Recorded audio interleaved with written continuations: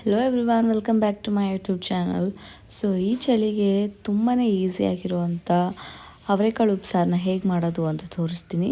ಖಂಡಿತ ನೀವು ಕೂಡ ಇದನ್ನು ಮನೇಲಿ ಟ್ರೈ ಮಾಡಿ ನೋಡಿ, ತುಂಬಾ ಟೇಸ್ಟಿಯಾಗಿರುತ್ತೆ. ಸೊ ನಾನು ಫಸ್ಟು ಕುಕ್ಕರ್ಗೆ ಒಂದು ಸ್ವಲ್ಪ ಅವರೆಕಾಳು ಮತ್ತು ಒಂದು 5 ರಿಂದ 6 ಮೆಣಸಿನ್ಕಾಯಿ, ಒಂದು ಟೊಮೆಟೊನ ಹಾಕ್ಕೊಂಡಿದ್ದೀನಿ. ಸೊ ಮೆಣಸಿನ್ಕಾಯಿ ಖಾರ ಇದ್ದರೆ ಒಂದು 5 ಹಾಕ್ಕೊಳ್ಳಿ ಸಾಕು. ಸೊ ಇದನ್ನು ಕುಕ್ಕರಲ್ಲಿ ಮಾಡ್ಕೊಳ್ಳೋದ್ರಿಂದ ನಮಗೆ ತುಂಬಾ ಈಸಿ ಆಗುತ್ತೆ. ನಾನು ಇದಕ್ಕೆ ಒಂದು ಸ್ವಲ್ಪ ಕಲ್ಲುಪ್ಪು ಹಾಕ್ಕೊಂಡು ಫಸ್ಟು 2 ಕೂಗು ಚೆನ್ನಾಗಿ ಇದನ್ನು ಕೂಗಿಸ್ಕೊತೀನಿ. ಅದಾದಮೇಲೆ ಈ ಕಡೆ ಒಂದು ಸೈಡ್ ಖಾರನ ರೆಡಿ ಮಾಡ್ಕೊತಾ ಇದ್ದೀನಿ. ನಾನು ಇದು ಪೆಪ್ಪರ್ನ ಒಂದು ಸ್ವಲ್ಪ ಅರ್ಧಂಬರ್ಧ ಇದನ್ನು ಕುಟ್ಕೊಂಡು ಹಾಕ್ಕೊಂಡಿದ್ದೀನಿ, ಯಾಕಂದರೆ ಫುಲ್ಲು ನೀಟಾಗಿ ಪೌಡ್ರ್ ಆಗೋಲ್ಲ ಬೇಗ ಅಂತ. ಅದಾದಮೇಲೆ ಇದಕ್ಕೆ ನಾನು 1 ಸ್ಪೂನಷ್ಟು ಜೀರಿಗೆ ಹಾಗೆ ಬೆಳ್ಳುಳ್ಳಿನ ಹಾಕ್ಕೊತಾ ಇದ್ದೀನಿ.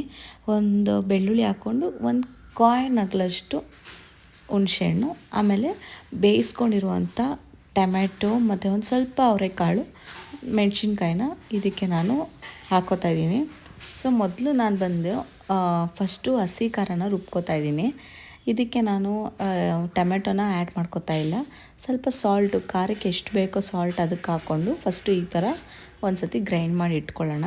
ಅದಾದಮೇಲೆ ಇದಕ್ಕೆ ನಾನು ಕಾಳನ್ನ ಮತ್ತು ಟೊಮೆಟೊನ ಹಾಕಿ ಇನ್ನೊಂದು ಸತಿ ಚೆನ್ನಾಗಿ ಗ್ರೈಂಡ್ ಮಾಡ್ಕೊತೀನಿ, ನುಣ್ಣಗೆ ರುಬ್ಕೋತೀನಿ. ತುಂಬಾ ಈಸಿಯಾಗಿ ಬೇಗ ಒಂದು 5 ಮಿನಿಟ್ಸ್ಗೆ ಇದನ್ನು ನಾವು ಮಾಡ್ಕೋಬೋದು. ಚಳಿಗೆ ತುಂಬಾ ಚೆನ್ನಾಗಿರುತ್ತೆ. ಹಾಗೆ ಹುಷಾರಿಲ್ದಿದ್ದಾಗ ಇದನ್ನು ತಿನ್ನೋದ್ರಿಂದ ನಮಗೆ ನಿಜವಾಗ್ಲೂ ತುಂಬಾ ಚೆನ್ನಾಗಿ ಅನಿಸುತ್ತೆ. ಸೊ ನೋಡಿ, ಖಾರ ಈ ಥರ ಸಪ್ರೇಟಾಗಿ ಎತ್ತಿಟ್ಕೊಂಡೆ. ಸೊ ಇವಾಗ ನಾವೇನು ಕಾಳು ಬೇಯಿಸ್ಕೊಂಡಿರ್ತೀವಿ, ಆ ಕಾಳು ನೀರಿಗೇ ಒಂದು ಸ್ವಲ್ಪ ನಾವು ರುಬ್ಬಿಟ್ಕೊಂಡಿರುವಂಥ ಮಸಾಲನ ಹಾಕಿ ಕುದಿಸಿ ಕೊತ್ತಂಬರಿ ಸೊಪ್ಪು ಹಾಕಿದ್ರೆ ಮುಗಿಯುತ್ತೆ, ಉಪ್ಸಾರು ರೆಡಿ ಆಗುತ್ತೆ.